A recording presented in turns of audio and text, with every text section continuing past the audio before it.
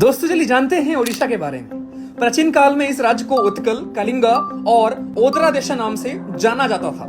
Odisha east India में located है और ये वेस्ट बंगाल, झारखंड, छत्तीसगढ़, आंध्र प्रदेश और बे ऑफ बंगाल के साथ अपना बॉर्डर शेयर करता है। 30 डिस्ट्रिक्ट में डिवाइडेड इस राज्य से 21 लोकसभा, 10 राज्यसभा और 147 असेंबली मेंबर्स इलेक्ट होकर आते हैं। इस स्टेट के सबसे प्रोमिनेंट माउंटेन रेंज है ईस्टर्न घाट और इस स्टेट की हाईएस्ट पीक है देओमाली पीक।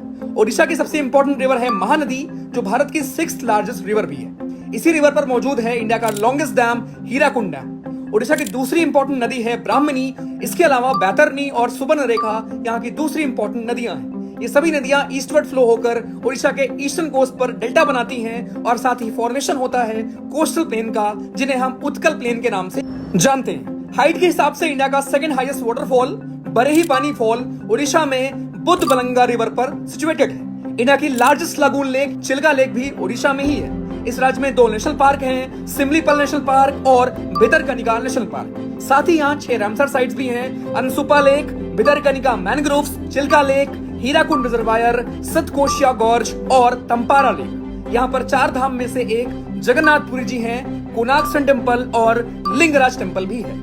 Thank you.